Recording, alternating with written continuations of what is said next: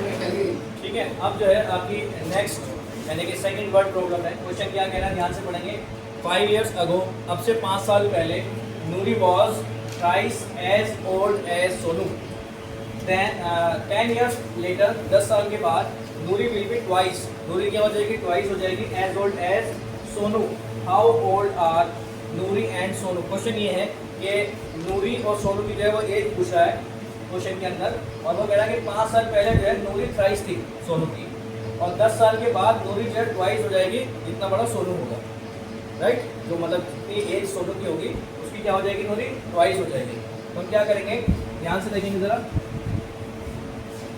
सबसे पहले काम क्या करना है, हमें इक्वेशंस बनानी है, और इक्वेशंस बनाने के बाद उसको एलिमिनेशन मेथड से क्या करना है, सॉल्व करना है। ठीक है, लेट द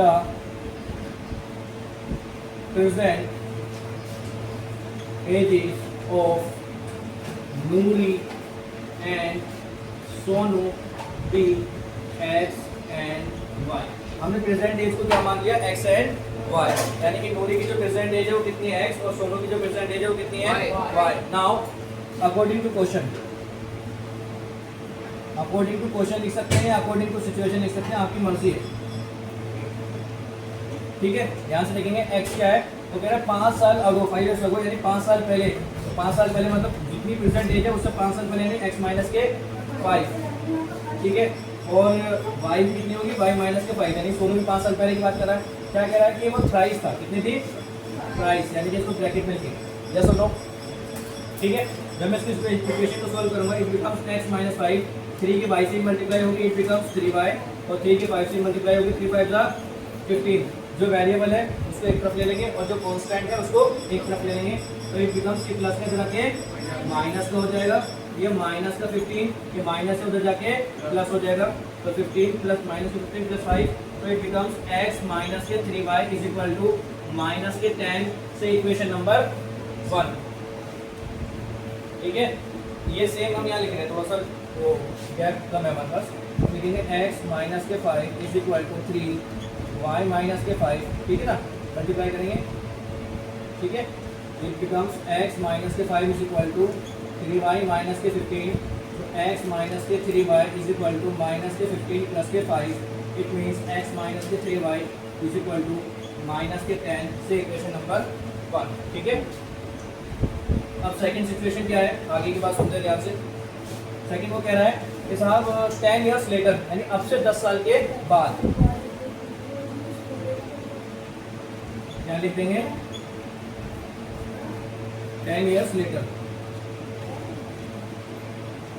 ये क्या था, 5 years ago।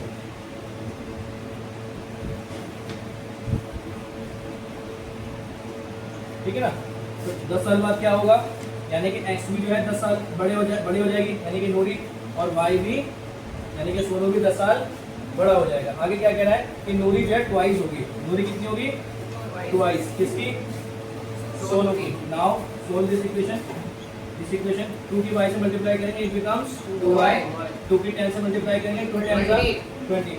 वेरिएबल्स को एक तरफ रखेंगे और कांस्टेंट को एक तरफ, ये प्लस में 2y इधर आकर माइनस में 2y, इधर ये 20 है, माइनस में दूसरी तरफ जाएगा तो प्लस, तो 20 प्लस के 10, इट बिकम्स x माइनस के 2y इज इक्वल टू 30 से इक्वेशन नंबर सेकंड 2।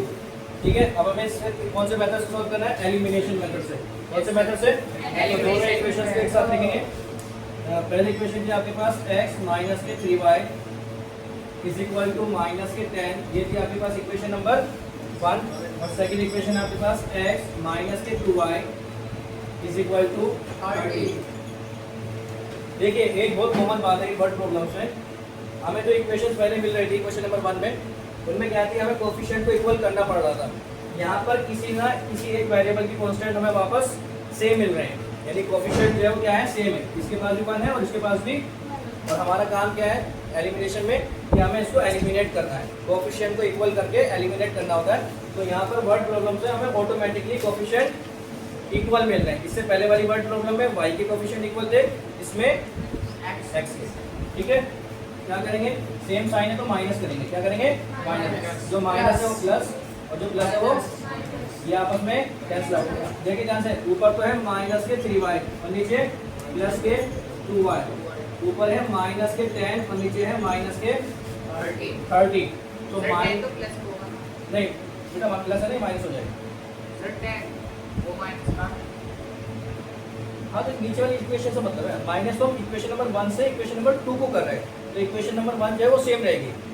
अगर आप इक्वेशन नंबर 1 से इक्वेशन नंबर 2 को माइनस कर रहे हैं तो 1 को सेम रखना है, साइन जो बदलेंगे वो इक्वेशन नंबर 2 के बदलेंगे।